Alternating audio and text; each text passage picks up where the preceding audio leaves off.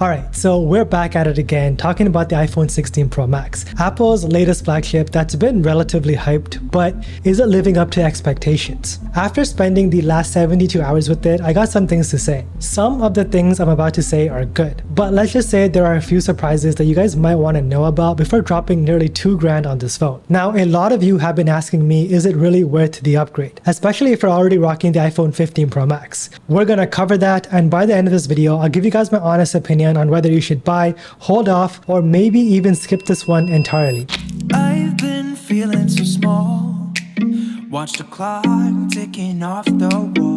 How's it going, everyone? My name is RJ. Go grab a snack, hit that subscribe button if you already haven't, and let's get right into it. Let's kick things off with the design and the build quality, because honestly, that's one of the first things people are going to notice about a phone, right? You pick it up, feel the weight, check out the materials, and see if it's as premium as Apple claims. Well, this year, the iPhone 16 Pro Max has a lot going for it, but it's not without its issues. Okay, I gotta address the elephant in the room, the size. I know a bunch of you guys have been DMing me on Instagram and asking, is the iPhone 16 Pro Max just too big? And to be honest, yeah, it is. After using this phone for 72 hours, I'm already feeling that this thing is heavier and bulkier than the iPhone 15 Pro Max. And I mean that literally. I dropped this thing on my face while scrolling in bed, and trust me, it hurt like a...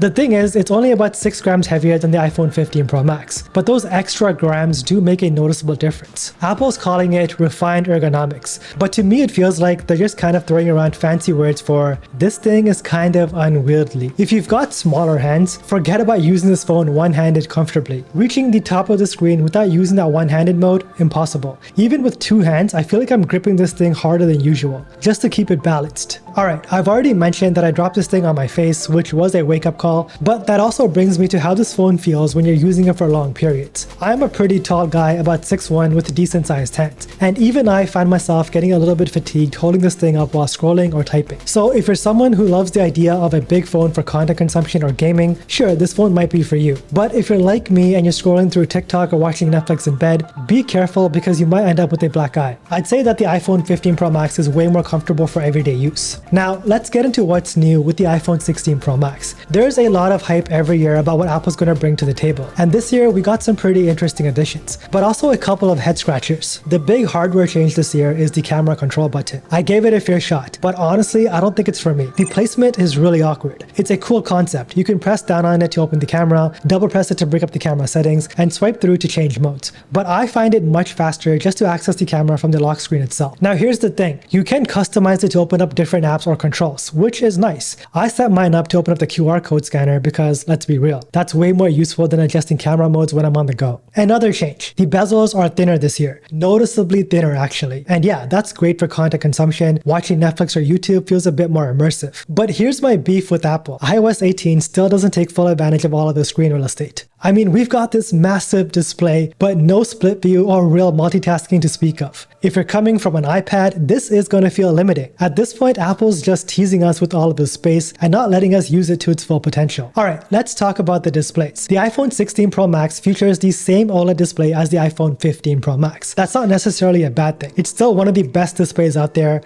but there are a few things I wish Apple had improved upon. One of the big things missing for me is an anti-reflective coating. If you've ever used the S24 Ultra, you'll know what I mean. Samsung's display stays crisp and clear even under direct sunlight, thanks to that coating. Apple, not so much. The iPhone 16 Pro Max can reach up to 2000 nits of brightness, which is decent, but not quite enough for me when I'm outdoors on those super sunny days. There are times when this display does feel washed out under bright sunlight, and the screen still auto dims when I'm outside. That's something I was really hoping Apple would address this year, but unfortunately not. Now let's get into the performance and the software, because this is where Apple's really flexing their muscles. The iPhone 16 Pro Max is powered by the new A18 Pro chipset, and let me tell you, this thing is a beast. The A18 Pro chipset is not just faster, it's more efficient. That's a big deal, especially with the size and power of this phone. Whether you're gaming, editing photos, or multitasking, the A18 Pro handles everything with ease. I've been running some pretty demanding games like Genshin's Impact, and it runs flawlessly. No stutters, no lag, and most definitely no overheating, which is a huge relief. You guys remember last year with the iPhone 15 Pro Max, there were all of these complaints about it overheating. Well, Apple has fixed that this year, thanks to the introduction of the graphene cooling system. Instead of the old graphite pads, they've replaced it with a graphene sheet, which has insane thermal conductivity. So even after long gaming sessions or pushing the phone with heavy apps, this thing stays cool. No more burning your hands. But let's not just talk about the raw performance, because Apple has also baked in some impressive new software features in iOS 18. Now, if you're like me and you jumped over to iOS 18.1.beta 4, then you've probably already seen some of the Apple Intelligence features. For example, Siri is way smarter now. It's not just your regular voice assistant anymore. It's a more personal assistant that actually learns and gets better over time.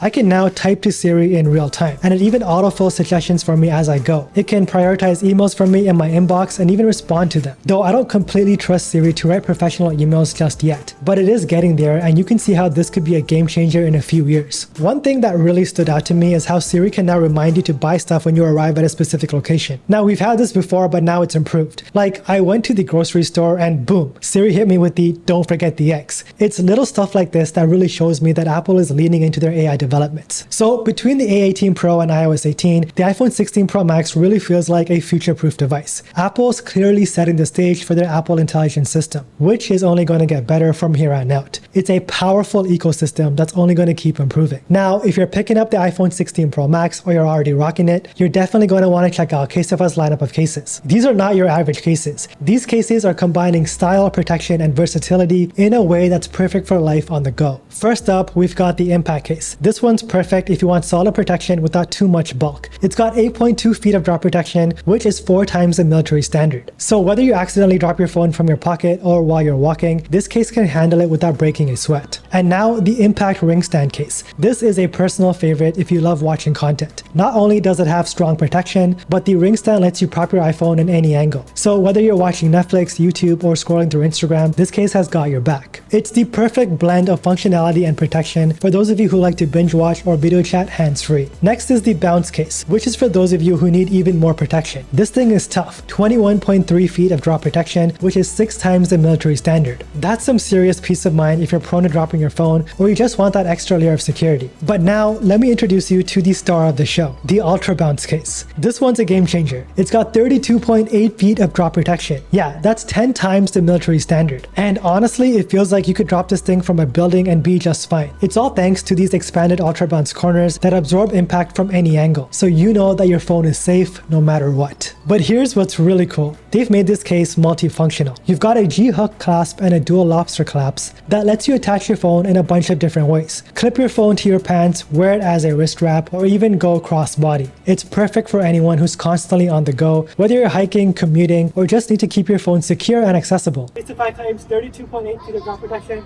You're thrown in the air once again. Let's see what happens. Oh, that was bad. Come to a point short.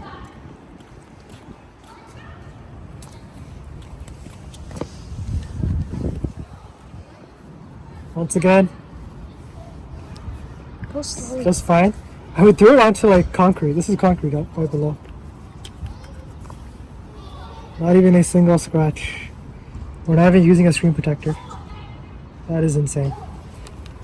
So whether you need basic protection or you're ready for the ultimate multifunctional accessory, Casetify has got you covered. Head on over to casetify.com/rjtech and get 15% off your order today. Link is in the description below, and thanks to Casetify for sponsoring this video. Now, here's another feature that I've been absolutely loving. Audio mix. If you're into content creation, you'll know how important sound quality is. Well, with this phone, you don't even need an expensive external mic anymore. You can switch between standard mode and studio mode. And let me tell you, the difference is night and day. Studio mode turns your phone's mic into something that sounds almost professional. Whether you're recording a podcast or just shooting some vlogs, the audio clarity is so much crisper and cleaner. I did a little test for you guys, and you can hear just how much more polished my voice sounds. Alright, so right now we're just going for a walk on a busy street.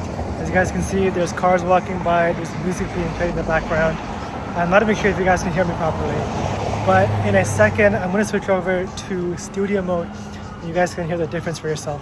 Alright, so right now we're just going for a walk on a busy street. As you guys can see, there's cars walking by, there's music being played in the background. I'm not even sure if you guys can hear me properly. If you are a creator watching this, this is a feature you're definitely going to appreciate. Now, the main camera is still a 48 megapixel shooter that we saw last year. But here's the kicker. The processing is so much better. Thanks to the A18 Pro chipset. Apple's already been at the top of the game when it comes to computational photography, and they've managed to push things even further this year. The tonality has been tweaked, and you'll notice that the HDR performance has been improved. Check out how it handles the skies in these photos. No more washed out highlights or blown out details. The HDR is much more balanced now. This is especially noticeable in high contrast scenes where you've got a bright sky and darker foreground elements. The iPhone 16 Pro Max handles those transitions like a pro. Now let's talk about the 48 megapixel ultra wide, which in my opinion is the star of the show. The ultra wide on this thing is ridiculous. The amount of detail it captures, even in low light, is something else. I've been testing it in all sorts of scenarios: landscape, group shots, cityscapes at night, and the results are stunning. For video lovers, the iPhone 16 Pro Max can now shoot in 4K at 120 FPS, which is absolutely insane. The slow motion footage looks gorgeous, and if you're into cinematic storytelling, this is a feature you're definitely going to want to use all the time. Whether you're shooting a fast-paced action sequence or just trying to capture those slow dramatic moments, the iPhone 16 Pro's camera can handle it. Now, one area where Apple always gets mixed reviews is the battery life and charging speeds. So how does the iPhone 16 Pro Max hold up in that department? Let's start with the charging speeds. Apple claims that the iPhone 16 Pro Max can hit 40 watts with a fast charger. But here's the truth. I'm using a 140 watt fast charger and I haven't gotten past 30 watts yet. Yeah, you heard that right. For whatever reason, this phone doesn't seem to push past the 30 watt mark, no matter what charger I use. It's a bit frustrating, especially when other manufacturers are offering 45 watts or even 65 watts fast charging. But where the iPhone 16 Pro Max really shines is the standby time. I left it overnight uncharged and I didn't even lose a single percent. Not 1%. And that's with the always on display turned on. It's kind of mind-blowing, especially considering how big the screen is and how much power this thing is packing under the hood. Now, when I first got this phone, I wasn't super impressed with the screen on times. It felt about the same as the iPhone 15 Pro Max, which was okay, but nothing special.